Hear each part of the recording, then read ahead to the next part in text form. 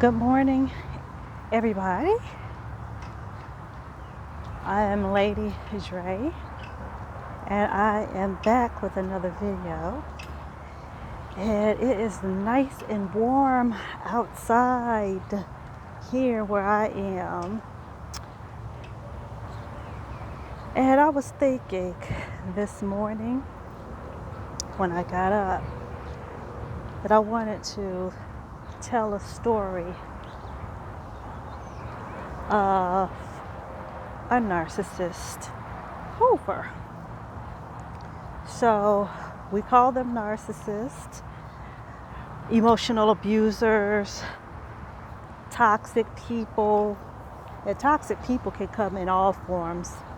Not all toxic people are narcissists, of course. Of course. What in the world? But yeah, I wanted to tell my story of what I am experiencing right now with a narcissist hoover. So I was dealing with a narcissist back in 2008 until spring of 2009. And I then no longer wanted to deal with this narcissist anymore. I just did not want to deal with this person because I just found that the person was just very draining. They drain your energy, and it can start to really get on your last nerves. And you start to notice that they want what they want, and they expect you to give it to them without you having any feelings or any say-so about it. But ask them for something, oh no, they are not willing to give it to you. No way, Jose. It'll be on their time, or it'll be a big fat no, because they're very selfish. And they just really don't care about anyone but themselves. And for those of you who are in this community, you should know that by now. If someone just happens to run across this video, let me tell you, the narcissists, emotional abusers, they are really demon-led, and they only care about what they care about. And the whole gamut of this type of abuse is to destroy you mentally, physically, emotionally, spiritually. That is the whole gamut. But you don't know this when you're actually dealing with this type of person. So I dealt with this person until 2009, and then didn't want to deal with this person anymore. But I still had feelings for this person. So when this person was ready to discard me to go on and marry someone else, it did bother me at first, but I would eventually move on with my life. Now, I saw this person maybe 3 years later after he got married, and I just saw him around my family. After that, he would send texts, but from unknown numbers. Talk about covert operation, right? And me, not knowing at the time, would reach out and ask who it was.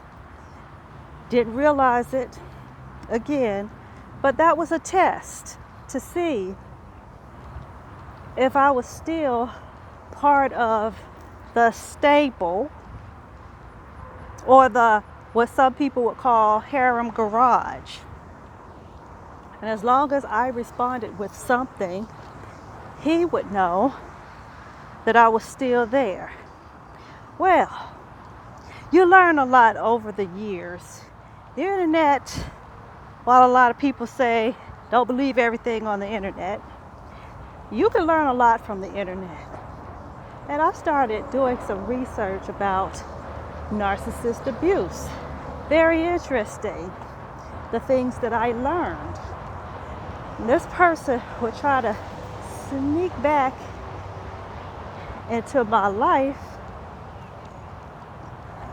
around the end of 2018.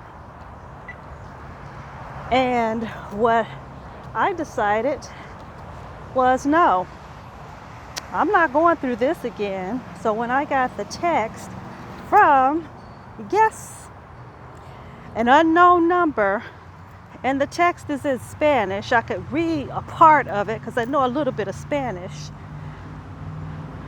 I decided to delete the text. I had an idea of who it was. We hadn't talked in so long, and I'm thinking, no, I've moved on.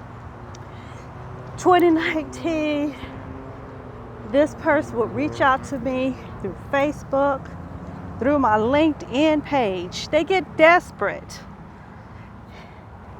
And both of those pages, I would have to deactivate. I had to deactivate from social media, from those two platforms, because he kept reaching out, especially through Facebook. And they're very sneaky. I would get calls, unknown numbers. I'd pick up at that time, and there would be no one there. No one would say anything. So after a little while, I just stopped answering the calls, and eventually would change my number. Let me tell you what he did too. He had flying monkeys, those who do the narcissist bidding. So I'm at work one day. I just got back from lunch, and I'm walking towards the building. I see a car come into the parking lot, and the person in the car is looking dead at me. Like, yeah, you. I'm looking dead at you. And I'm thinking, oh, okay, I get it. So you got other people watching me too. Now, mind you, he was doing so as well. Made sure in the daytime that he was behind tinted windows in his car. So clever, but such to me a cowardly move. Courage, the cowardly lion. So, yes, and at night, the times I would see him, he'd make sure to have his headlights on, and he wouldn't be in tinted windows. But anywho, after I changed my number, that must have been a huge blow. I've had that number for years. I hate that I had to give that number up, but I had to. I didn't know that this person would return because, again, I really didn't know too much about narcissism, but I had to change that number and should have been changed that number.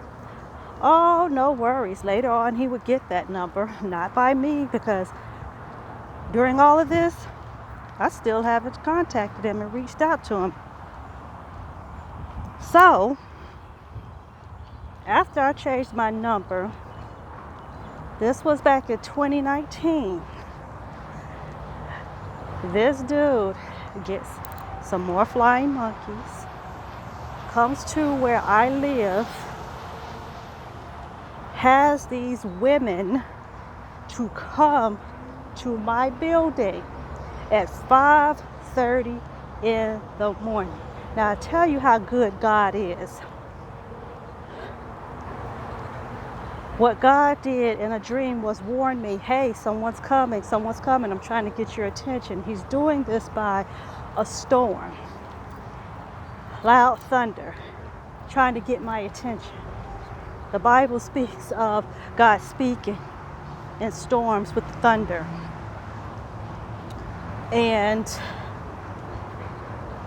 I remember hearing some women out in the parking lot. Mind you, again, it's 5:30 in the morning. Really. I hear some women talking loud in the parking lot. I didn't know what was going on. So that I hear banging on different doors in my building. And people are opening up their doors. So when they get to my door, I was just like, oh no, no. She is not opening up her door. Not gonna happen. So I asked who it was. She told me who she was.